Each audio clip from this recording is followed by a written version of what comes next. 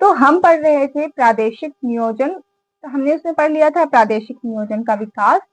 और और उसके बाद हमने देखा था प्रदेश के प्रकारों को, और आज की वीडियो में हम देखेंगे प्रादेशिक नियोजन का विकास। ठीक है, प्रादेशिक नियोजन के विकास के क्या क्या उपागम है और प्रादेशिक नियोजन कितने प्रकार के होते हैं। ठीक है, तो इन तीन चीजों को आज हम कवर करने वाले हैं। बहुत ही इजी होने वाला है टॉपिक, काफी एंजॉय भी करिएगा आप। तो चलिए आज का जो टॉपिक है वो शुरू करते हैं हम। तो आज क्या पढ़ने वाले हैं हम, प्रादेशिक नियोजन का विकास। तो प्रादेशिक नियोजन का विकास ये बताने से पहले मैं ये बता दूं कि प्रादेशिक नियोजन क्या होता है। तो प्रादेशिक नियोजन क्या होता है, किसी भी प्रदेश के आर्थिक या सामाजिक स्थिति में सुधार करने के लिए सरकार के द्वारा या कुछ नियोजन बनाए जाते हैं, जैसे हम प्रादेशिक नियोजन कहते हैं।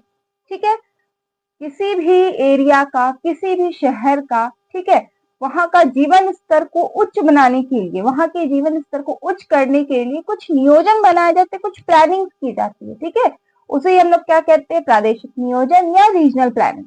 ठीक है, तो देखिए ये जो प्रादेशिक नियोजन है इसके संस्थापक कौन थे। ठीक है, तो इसके संस्थापक थे बेंटन मैकाय। अब देखिए प्रादेशिक नियोजन के संस्थापक तो थे बेंटन मैकाय, लेकिन प्रादेशिक भूगोल जो है, ठीक है, रीजनल ज्योग्राफी जो है, इसके फादर कौन है, इसके फादर है फ्रीडमैन। ठीक है, ये चीजें याद होनी चाहिए, इसमें कंफ्यूजन नहीं होना चाहिए कि संस्थापक कौन है और पिता कौन है। ठीक है, तो प्रादेशिक नियोजन के संस्थापक है बेंटन मैकाय और प्रादेशिक भूगोल के पिता कौन है, फ्रीडमैन। ठीक है, अब देखिए ये बेंटन मैकाय, इन्होंने प्रादेशिक नियोजन के बारे में कब बताया था। तो इन्होंने एक बुक पब्लिश की थी, अपनी एक बुक में बताया था। बुक का नाम क्या था, new exploration a philosophy of regional planning.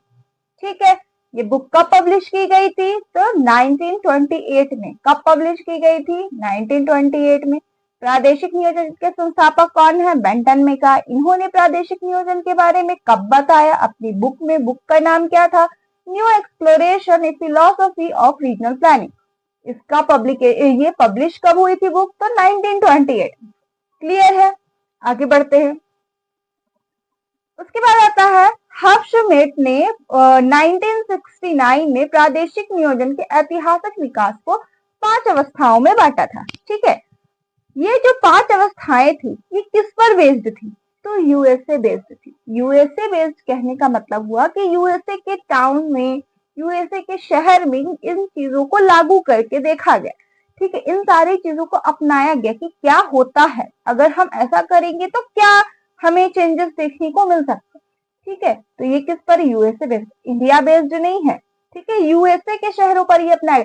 अब देखिए यूएसए और इंडिया में तो काफी फर्क है, बहुत अंतर है दोनों में। तो लेकिन हम पढ़ किसको रहे हैं, यूएसए बेस्ड को, और अपना भी किसको रहे हैं, यूएसए बेस्ड को। ठीक है, तो ये अवस्थाएं बोलिए या उपागम बोलिए, दोनों सेम होता है। ठीक है, तो ये जो हर्षमेट थे, इन्होंने 1969 में प्रादेशिक नियोजन के ऐतिहासिक विकास को 5 अवस्थाओं या 5 उपागमों में बांटा था या विभक्त किया था। ये 5 अवस्थाएं या 5 उपागम किस पर आधारित थे, तो यूएसए पर आधारित थे, संयुक्त राज्य अमेरिका पर आधारित थे। तो इन 5 उपागमों को हम देख लेते हैं। अब सबसे पहला उपागम क्या है, प्राकृतिक संसाधन अभिविन्यास उपागम। दूसरा आता है सांस्कृतिक प्रादेशिकता अभिन्यास उपागम, प्रादेशिक आर्थिक विकास, प्रादेशिक विज्ञान उपागम, और पांचवा आता है हमारा क्या, नगरीय महानगरीय उपागम। अब इसके अलावा और क्या है, तो 1970 में, ठीक एक साल के बाद, 69 में हर्षमेट ने 5 अवस्थाओं को बताया, और ठीक 70 में एक साल के बाद 2 उपागम और उसमें ऐड कर लिए, तो टोटल मिलाकर कितने उपागम हो गए, 7 उपागम हो गए। ठीक है, प्रादेशिक नियोजन के ऐतिहासिक विकास की कितने उपागम या कितनी अवस्थाएं हैं, तो 7 अवस्थाएं। पहले 5 थी, बाद में 7 हो गई, 2 और ऐड कर दिया गया, कब, 1970 में। ठीक है, तो ये 2 को क्या थे, तो तंत्र विश्लेषण उपागम, और 7वां था हमारा जो लास्ट भी था, समपोषणीय या सतत पोषणीय विकास उपागम। अब देखिए हम सबसे पहला उपागम अब देखते, पहला उपागम क्या था, प्राकृतिक संसाधन अभिविन्यास उपागम। कब आया था, 1930 से 40 के टाइम पे।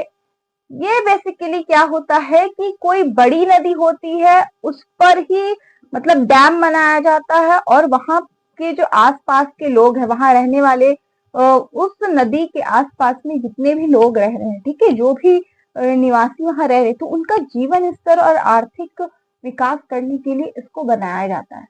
ठीक है, तो ये बेसिकली कहाँ बनाया जाता है? नदियों पर, बड़ी नदियों पर। ठीक है, बड़ी नदियों पर बांध बनाया जाता है। ठीक है, बांध बनाने के भी बहुत सारे रीजन है, ताकि जो बाढ़ है उसको नियंत्रित किया जा सके, और दूसरा होता है कि बिजली के लिए।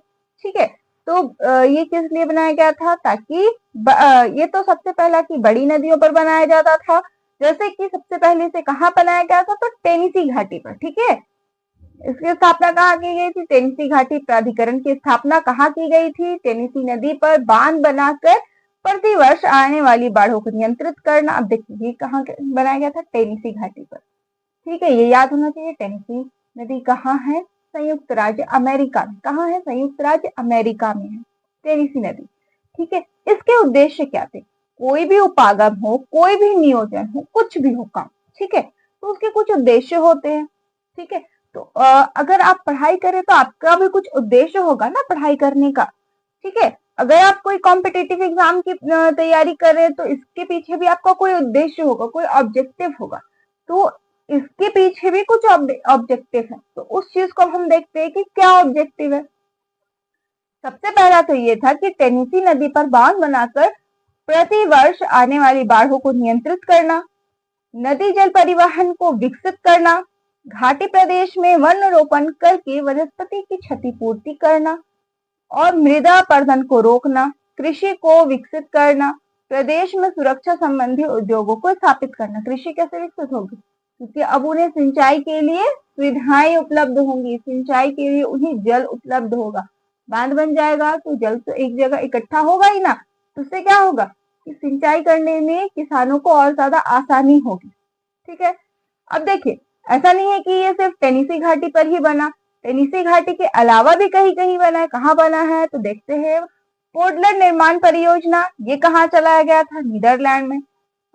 जजरील घाटी परियोजना इजराइल में, और दामोदर घाटी परियोजना भारत। दामोदर घाटी परियोजना बहुत ही इंपॉर्टेंट टॉपिक है ये आपके एग्जाम की दृष्टि से। अगर हम देखें, आप चाहे जो भी एग्जाम में हो, आप यूजी कर रहे हो, ठीक है, पीजी कर रहे हो, नेट की प्रिपरेशन कर रहे हो, कोई भी एग्जाम है, ये जो दामोदर घाटी परियोजना है बहुत बहुत बहुत इंपॉर्टेंट है। ठीक है, तो आप इसे नोट कर लीजिए, इसे इंपॉर्टेंट कर ही लीजिए कि ये दामोदर घाटी परियोजना भारत में बहुत इंपॉर्टेंट है। इसके बारे में लिखने के लिए भी आता है, लॉन्ग क्वेश्चंस भी आते हैं, शॉर्ट क्वेश्चंस भी आते हैं। ठीक है, तो अब हम आगे देखते हैं।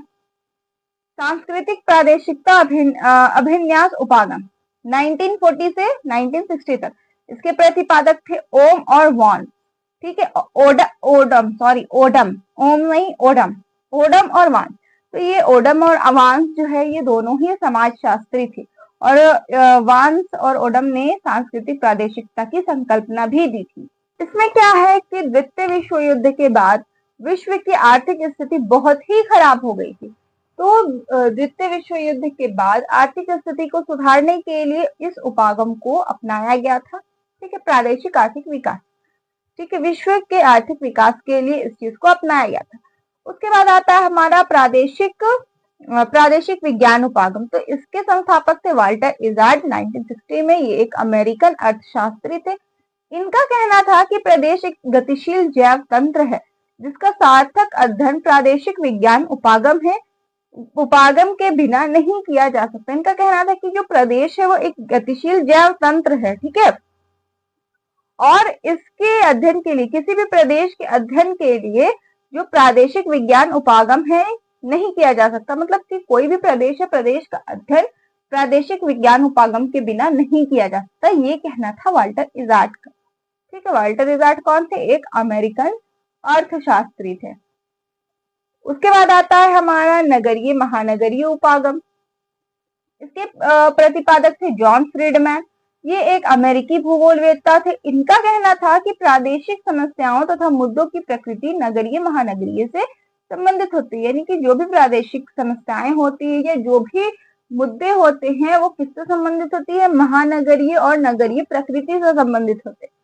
सर्वप्रथम इसका प्रयोग कहाँ किया गया था, तो अमेरिका और यूरोपीय देशों में नगरीय महानगरीय उपागम का प्रयोग किया गया था 1960 में। उसके बाद आता है हमारा तंत्र विश्लेषण उपागम। ठीक है, तो इसके प्रतिपादक थे चार्विक 1971 में। ये एक भू तकनीकी थे। तो इनका कहना था कि प्रादेशिक नियोजन हेतु चयनित किसी भी नियोजन प्रदेश को एक प्रादेशिक तंत्र का अभिन्न अंग मानकर काम करना चाहिए। कोई भी प्रादेशिक नियोजन है तो उसमें कोई भी अगर शहर को चुना जा रहा है, किसी भी प्रदेश को चुना जा रहा है, तो उसे एक प्रादेशिक तंत्र का एक अंग मान करके हमें काम करना चाहिए। डेविड हार्वे मुख्य प्रेरणा थे। इनका कहना था कि तंत्र विश्लेषण भौगोलिक समस्याओं के परीक्षण हेतु सुविधाजनक सूचकों को प्रस्तुत करता है। अब आता है हमारा लास्ट सतत पोषणीय विकास उपागम। ठीक है, 1990। ये क्या है, तो एक ऐसा विकास जो मानव समाज की केवल तत्कालिक आवश्यकताओं की ही पूर्ति ना करे, बल्कि वह स्थायी रूप से भविष्य के लिए भी विकास का आधार प्रस्तुत करे। मीन्स की हमें ऐसा विकास करना है जो मानव समाज के लिए सिर्फ अभी की आवश्यकताओं को पूरी ना करे, बल्कि आने वाले समय के लिए भी कुछ बचा कर रखे। ठीक है, आने वाले समय के विकास के लिए भी आधार प्रस्तुत करे। ठीक है, ऐसा नहीं कि हम अगर कोई चीज यूज करें, कोई संसाधन, कोई रिसोर्स अगर हम यूज कर रहे हैं, ठीक है, पेट्रोलियम हो गया या फिर हम कोयला यूज कर रहे हैं, तो हम उसे करते जा रहे और एट लास्ट वो क्या होता है कि खत्म हो जाता है। वो एक स्टेज पर आ जाता है कि वो खत्म हो जाता है। ठीक है, और इसे बनने में लाखों साल लगते हैं। तो ऐसा नहीं है कि ये तुरंत बन जाएगा, बनने में लाखों साल इसे लगेंगे। तो अब हमारा फ्यूचर कहाँ गया, आने वाली जनरेशन क्या यूज करेगी? अगर सब हम ही यूज कर लेंगे तो आने वाली जनरेशन क्या यूज करेगी? खुद से ही आप सोचिए।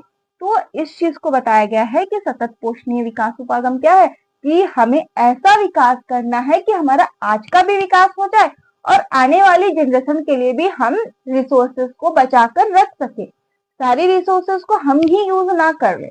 ठीक है, अब आता है प्रादेशिक नियोजन के प्रकार कि प्रादेशिक नियोजन कितने प्रकार के होते हैं। ठीक है, सबसे पहला आता है हमारा अल्पकालीन और दीर्घकालीन, सार्वजनिक और क्षेत्र और निजी क्षेत्र, प्रखंडीय और क्षेत्रीय, एक स्तरीय, बहुस्तरीय, आर्थिक और सामाजिक, और लास्ट आता है हमारा प्रयोजनवादी। सबसे पहला हम देखते हैं अल्पकालीन और दीर्घकालीन नियोजन क्या है। तो ये अल्पकालीन और दीर्घकालीन नियोजन जो है इसका आधार है समयावधि, यानी कि समय की अवधि के आधार पर इस चीज का डिवीजन किया गया है कि कोई नियोजन कितने समय के लिए होगा। अगर वो कम टाइम के लिए होगा तो उसे हम क्या कह देते हैं, अल्पकालीन कह देते हैं, और अगर वो ज्यादा टाइम के लिए होगा, लंबे टाइम के लिए होगा, तो उसे हम क्या कह देते हैं, दीर्घकालीन कह देते हैं। ठीक है, तो ये टाइम के आधार पर है कि हमारा टाइम किसमें कितना लग रहा है। तो सबसे पहला क्या आता है, अल्पकालीन नियोजन। तो अल्पकालीन नियोजन क्या होता है कि जब कोई नियोजन किसी विशेष परिस्थिति में अल्पकाल के लिए किया जाता है तो उसे हम अल्पकालीन नियोजन कहते हैं। ठीक है, जैसे कि मान लीजिए किसी जगह पर बाढ़ आ गया, सूखा, भूकंप, कोई प्राकृतिक आपदा आ गई, या कोई ऐसी आपदा जो मानव निर्मित हो या प्राकृतिक हो। ठीक है, तो वहां पर क्या किया जाता है, वहां तो भारी नुकसान हो जाता है। अब उस नुकसान की भरपाई करने के लिए कुछ ना कुछ तो करना पड़ेगा, तो उसी टाइम क्या किया जाता है, अल्पकालीन नियोजन अपनाया जाता है। ठीक है, और अल्पकालीन नियोजन करके उस जगह की, उस क्षेत्र का जो आर्थिक स्थिति है, वहां के लोगों का जो जीवन स्तर है, उसको सुधारा जाता है। उसके बाद आता है हमारा दीर्घकालीन नियोजन। तो समस्याओं को हल करने के लिए बनाई गई लंबी योजनाएं। ठीक है, ये मानते कोई बहुत पिछड़ा क्षेत्र होगा, ठीक है, बिल्कुल विकास नहीं कर रहा होगा, तो वहां पर क्या किया जाता है, दीर्घकालीन नियोजन अपनाया जाता है। तो दीर्घकालीन नियोजन कितने वर्षों के लिए होता है, तो 5 से 20 या 40 वर्षों के लिए होता है। इसमें क्या किया जाता है, तो आर्थिक तंत्र या सामाजिक आर्थिक संरचनाओं का वृहत स्तरीय परिवर्तन करना इसमें आवश्यक हो जाता है। आर्थिक और सामाजिक विकास के लिए लागू किया जाता है। और उदाहरण जैसे इसका क्या हो गया, परिवार नियोजन, भूमि सुधार और वन रोपण आदि। जैसे परिवार नियोजन भारत में भी अपनाया गया, किस लिए, क्योंकि यहाँ की जनसंख्या क्या है, बढ़ रही है। तो परिवार नियोजन ऐसा नहीं है कि जनसंख्या तुरंत कम हो जाएगी, इसे कम करने के लिए काफी टाइम लगे। तो ये क्या हो गया, एक दीर्घकालीन नियोजन हो गया। उसके बाद आता है हमारा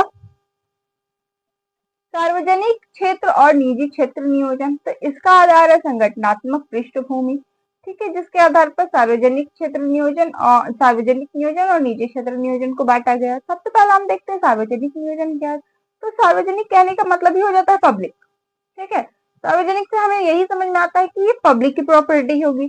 तो ये क्या होता है कि इसमें सरकार जो है या सार्वजनिक क्षेत्र की भूमिका महत्वपूर्ण होती है। निर्देशक सिद्धांत क्या है? तो सामान्य जन कल्याण, यानी कि आम जनता का कल्याण करना, आम जनता के का जीवन स्तर सुधारना। इसका उद्देश्य क्या होता है कि पिछड़े सामाजिक वर्गों का विकास करना और सामाजिक न्याय की भावना होना। निजी क्षेत्र नियोजन में क्या होता है?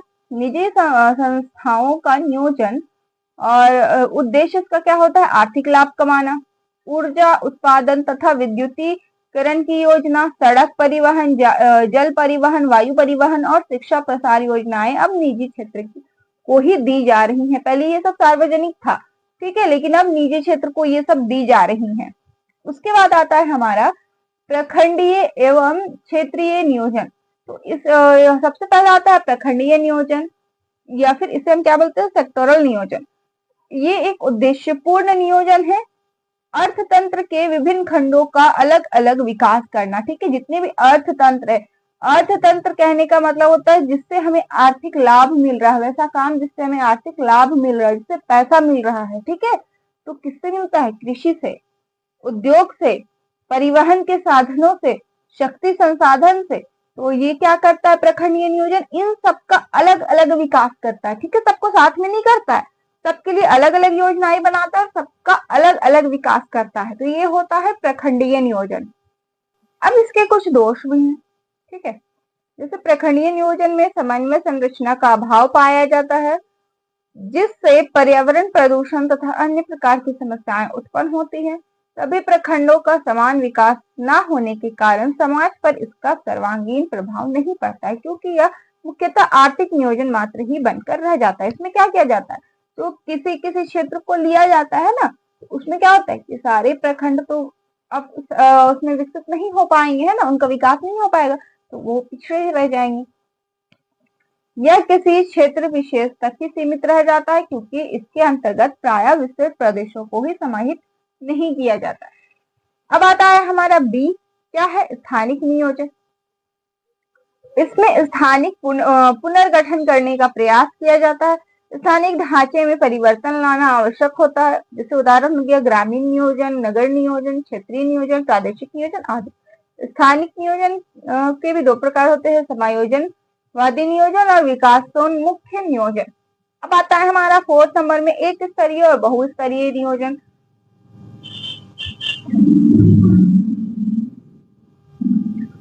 प्रादेशिक स्तर पर नियोजन को दो प्रकार में बांटा गया है, एक स्तरीय नियोजन और बहुस्तरीय नियोजन। तो एक स्तरीय नियोजन क्या होता है? अनेक पिछड़े तथा विकासशील देशों में विकास के लिए इस नियोजन को अपनाया जाता है, राष्ट्रीय स्तर पर शुरू किया जाता है और इसे संपूर्ण देश को एक इकाई मानकर नियोजन लागू किया जाता है। इसे एक स्तरीय नियोजन कहते हैं। जैसे कि भारत हो गया, अगर भारत में इसका विकास करना है, ठीक है, भारत में अगर आर्थिक स्थिति को सुधारना है, तो क्या किया जाएगा? भारत के अलग अलग राज्यों को अब नहीं देखा जाएगा, ठीक है। पहले क्या किया जा रहा था कि प्रादेशिक नियोजन में अलग अलग राज्य अपना अपना विकास कर रहे थे, ठीक है। लेकिन एक स्तरीय नियोजन में क्या होता है कि जब भारत सरकार को ऐसा लगता है कि नहीं, ये चीज पूरे भारत में लागू होनी चाहिए, ये चीज पूरे भारत के लिए होना चाहिए, तब उस टाइम पे क्या किया जाता है कि एक स्तरीय नियोजन को अपनाया जाता है। जैसे जनसंख्या के लिए, अब जनसंख्या में कंट्रोल करने के लिए, पॉपुलेशन को कंट्रोल करने के लिए क्या करना होगा कि पूरे भारत में कोई एक नियम है उसे लागू करना पड़ेगा, कोई एक नियोजन चलाना पड़ेगा जो कि पूरे भारत में चलेगा, तब जा करके जनसंख्या जो है वो कंट्रोल होगी, ठीक है। तो इसे ही कहते हैं एक स्तरीय नियोजन, जो पूरे देश को एक इकाई मानकर चलाया जाता है। उस नियोजन को हम क्या कहते हैं? एक स्तरीय नियोजन। ये किन देशों में चलाया जाता है?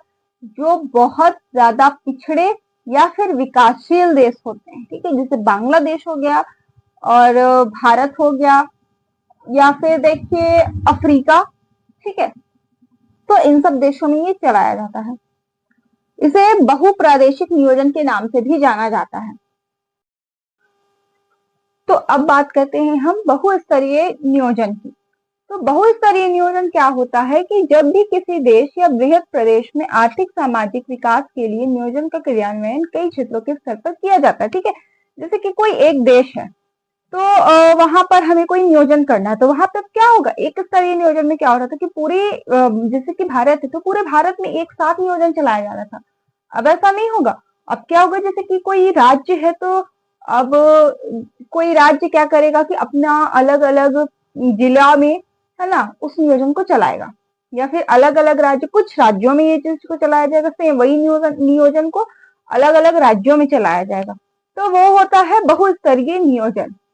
जब किसी देश अथवा बृहद प्रदेश में आर्थिक सामाजिक विकास हेतु नियोजन का क्रियान्वयन कई क्षेत्रीय स्तरों पर एक साथ किया जाता है तो उसे बहुस्तरीय नियोजन कहते हैं। क्षेत्रीय स्तरों का निर्धारण कैसे किया जाता है, तो देश के आकार पर, प्राकृतिक बनावट पर, प्रशासनिक प्रतिरूप और प्रादेशिक संरचना के आधार पर।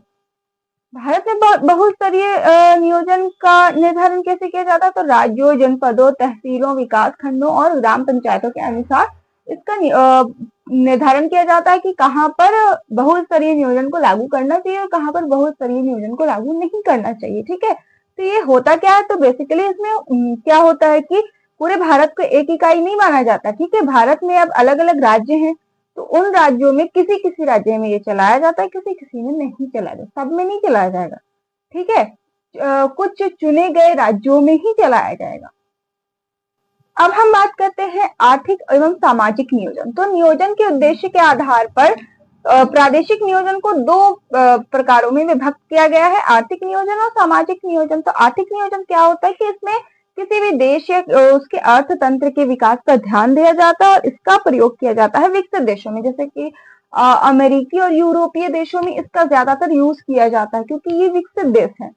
ठीक है, अर्थतंत्र क्या होता है, तो मैंने आपको पीछे ही बताया कि जिससे हमें आर्थिक सुविधाएं मिलती, जो जैसे कि हो गया कृषि, उद्योग, परिवहन, ठीक है, शक्ति संसाधन, तो ये सब क्या हो गए, अर्थतंत्र हो गए। जैसे उदाहरण यहाँ दिया गया है, कृषि, खनन, पशुपालन, दुग्ध पालन, उद्योग, परिवहन एवं संचार, व्यापार एवं वाणिज्य आदि के विकास के लिए। ठीक है, अब आता है हमारा सामाजिक नियोजन। तो सामाजिक नियोजन क्या होता है कि जो राज्य या जो क्षेत्र या कोई देश जो बहुत ज्यादा पिछड़ा हुआ है, तो अब देखिए जाहिर सी बात है कि जो बहुत ज्यादा पिछड़ा हुआ होगा तो वहां जनसंख्या वृद्धि दर जो है वो बहुत उच्च होगी। ठीक है, जो राज्य या जो देश बहुत ज्यादा पिछड़े रहते हैं उनकी क्या क्या समस्याएं होती है, तो उनमें एक तो होता है कि जनसंख्या वृद्धि दर बहुत ज्यादा तीव्र होती है। ठीक है, बहुत तेजी से जनसंख्या बढ़ती है, वहां शिक्षा का अभाव रहता है। ठीक है, रोजगार का अभाव रहता है, निर्धनता बहुत रहती है, पोषण सही मिलता नहीं है, स्वास्थ्य की सुविधाएं उपलब्ध नहीं होती है। ठीक है, आपको जल की उपलब्धता नहीं होगी, स्वच्छ जल की उपलब्धता नहीं होगी। तो ऐसी समस्याएं हमें अविकसित देशों में या विकासशील देशों में या बहुत ज्यादा पिछड़े हुए देशों में देखने को मिलती है। तो अति पिछड़े या अविकसित क्षेत्रों के लिए ये सामाजिक नियोजन को किया जाता है ताकि वहां की जो स्थिति है, ठीक है, उसको सुधारा जा सके। नियोजन के लिए जो चयनित समुदाय होते हैं वो होते हैं शिक्षित लोग, पुजारी, अध्यापक, डॉक्टर, राजनेता और प्रशासनिक अधिकारी। उसके बाद आता है हमारा लास्ट, प्रयोजनवादी नियोजन।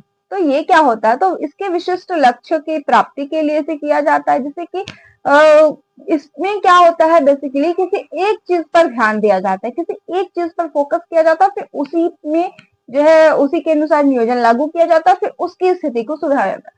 देन फिर दूसरे वाले पे जाते हैं, उसके बाद फिर दूसरे पे जाएंगे, फिर दूसरे पे जाएंगे, फिर दूसरे पे जाएंगे, ऐसे एक एक करके जो स्थिति होती है उस पर सुधार किया जाता है, एक ही बार नहीं। जैसे कोई देश कोई क्षेत्र है तो मानते हैं वहां स्वास्थ्य सेवाएं भी अच्छी नहीं है, शिक्षा अच्छा नहीं है, जलापूर्ति अच्छी नहीं होती है, तो वहां क्या किया जाएगा, एक साथ नहीं किया जाएगा सबको। ठीक है, वहां बारी बारी से पहले स्वास्थ्य पर ध्यान दिया जाएगा, फिर शिक्षा पर ध्यान दिया जाएगा, जलापूर्ति पर ध्यान दिया जाएगा, तो एक एक करके ध्यान दिया जाएगा। तो यही होता है प्रयोजनवादी नियोजन।